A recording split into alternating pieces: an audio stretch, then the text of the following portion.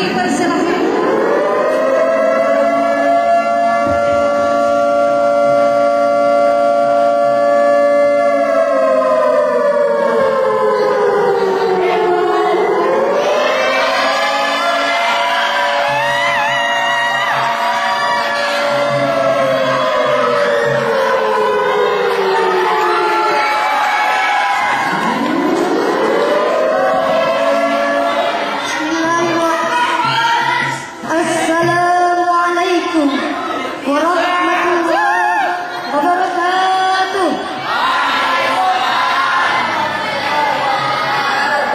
Alhamdulillahilladzi arsala rasulahu bil huda wa dinil haqqi liyudhhirahu 'ala dini kulli walau karihal musyrikun.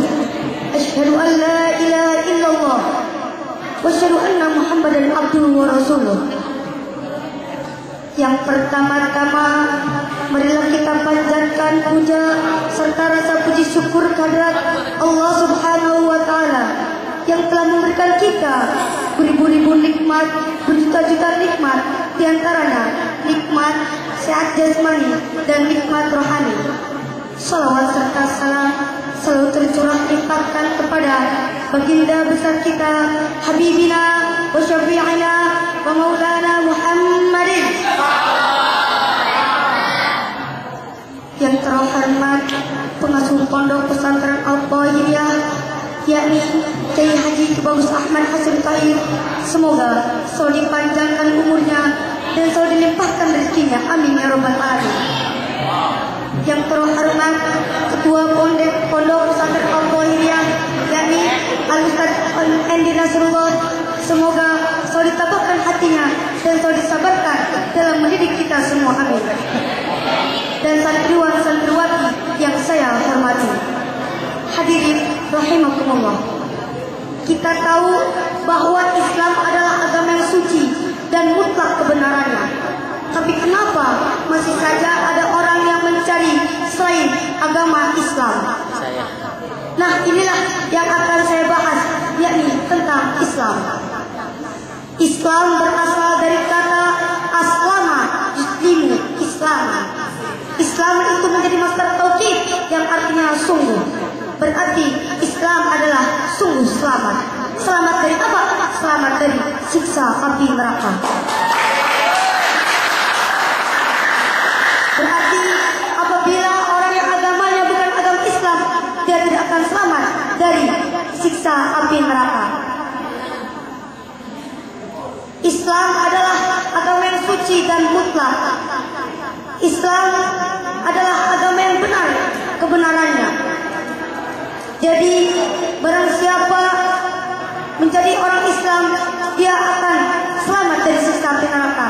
Pertanyaannya adalah, kenapa ada orang Islam yang masuk neraka? Karena dia tidak melakukan rukun-rukun Islam. Dalam hadis riwayat Bukhari wa Muslim, bunyal Islamu ala khamsin, syahadati an la ilaha illallah wa anna Muhammadar Rasulullah, iqamis salah wa ita'iz zakah wa hajjil baiti wa shaumi Ramadan. Yang pertama adalah syahadat. Syahadat memang sudah pasti dilakukan oleh orang-orang Islam. Yang kedua, mendirikan sholat. Nah, inilah yang sering orang-orang tinggalkan, yakni menjalankan sholat. Dia memilih mendapatkan uang, dia bekerja, tetapi tanpa melakukan sholat. Sudah banyak contoh-contohnya. Contoh satu, misalkan ketika jamaah muslim sedang sholat Jumat, masih saja ada angkot-angkot atau masih saja ada mobil dan motor berkeliaran. Itu adalah tandanya dia memilih mendapat uang daripada sholat. Otomatis dia sudah melupakan Allah, maka Allah juga akan melupakannya. Dengan apa? Dengan mengangkat keberkahannya. Apa yang dimaksud dengan mengangkat keberkahan? Jadi dia tidak akan merasa puas dengan apa yang dihasilkannya. Banyak orang miskin tapi bergembira. Banyak orang miskin tetapi senang. Karena mengapa? Karena melakukan rukun-rukun Islam. Terus yang kedua, yakni yang ketiga, itai zakat, menunaikan zakat. Banyak orang kaya, uangnya banyak, tetapi suruh zakat mah gak mau. Kenapa? Dia bilang, karena ini adalah hasil dari jerih payah saya. Memang dari hasil jerih payah dia, tetapi itu juga karena Allah. Apabila bukan karena Allah, dia akan menjadi kaya. Karena Allah juga menciptakan di dunia ini dengan berlawanan. Ada yang jahat, ada yang baik, ada yang ganteng, ada yang jelek, dan lain sebagainya.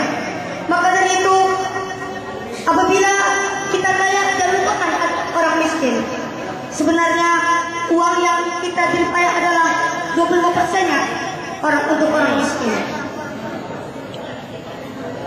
Terus yang kelima, yakni hijjul. Yang keempat, hijjul baiti, yakni haji ke Baitullah. Banyak mobil Mercedes-Benz, mobil Ferrari, motor Ninja, ditanya haji udah belum? Belum. Padahal uang itu bukan untuk membeli kekayaan-kekayaan dunia, tapi untuk haji ke Baitullah. Allah sudah memberikan kepada dia untuk ke haji Baitullah, malah dipakai untuk bersenang-senang. Yang kelima, yakni puasa Ramadan. Ketika kita sedang berpuasa, coba lihat di pasar, masih saja ada minum es. Ketika sedang berpuasa, coba di tempat bangunan, masih ada yang minum. Dia bilang gini, kalau misalkan saya puasa, saya nanti kerjanya lemas. Kalau lemas, nantinya nggak ada gaji tuan. Terus kalau nggak ada gaji tuan, nanti uang buat lebarannya nggak ada. Itu namanya orang-orang bodohnya berbodoh. Bodohnya para bodoh. Terus, jadi apabila kita mengaku sebagai orang muslim, kita harus mengikuti rukun-rukun Islam yang tadi saya sebutkan. Hadirin rahimakumullah, kita kembali ke Islam. Islam adalah agama yang suci dan mutlak kebenarannya. Kenapa bisa begitu? Karena sudah banyak bukti-bukti atau mukjizat dari Nabi terdahulu sampai sekarang juga masih ada. Jadi barang siapa yang mencari agama Islam, itu berarti orang bodoh. Mana buktinya kalau dia mempunyai agama? Apa bukti agama yang dari dia? Kalau Islam sudah banyak. Misalkan Nabi Musa bisa membelah lautan. Terus Nabi yang banyak mujizat yang dikeluarkan.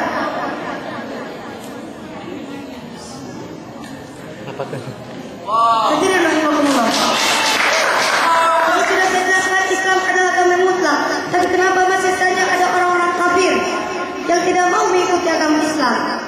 Dalam surat Al-Imran ayat 83 juga dijelaskan yang berbunyi,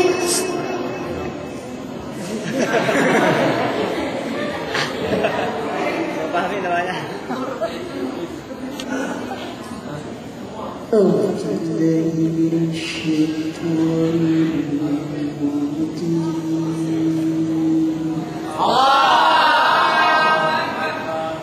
Aku berlindung kepadamu ya Allah dari godaan setan yang terkutuk.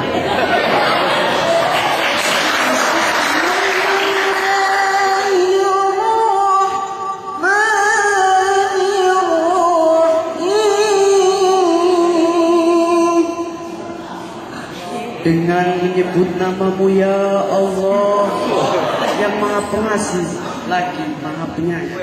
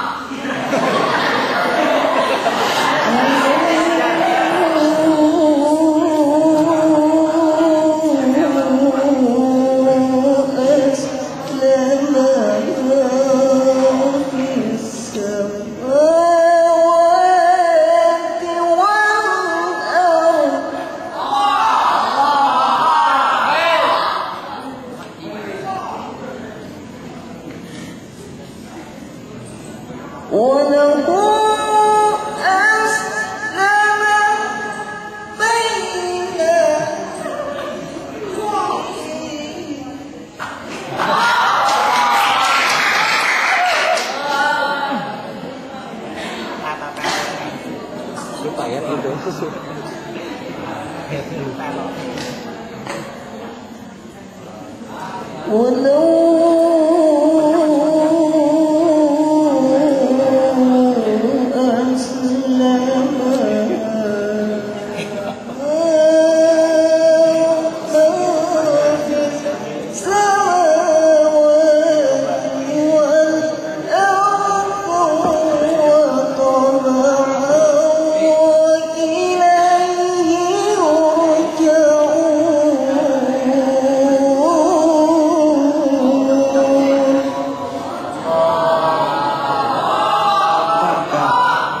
Mengapa mereka memilih agama lain selain agama Allah? Padahal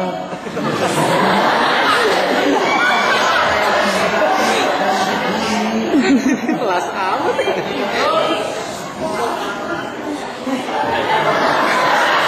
Lupa lagi dia.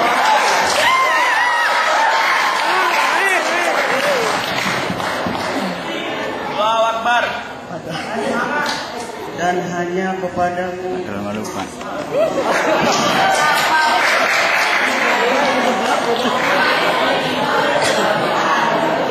padahal apa yang ada di langit dan bumi berserah diri kepadanya. Ini 36 menit. Dan dengan suka maupun terpaksa dan hanya kepadanya mereka kembali.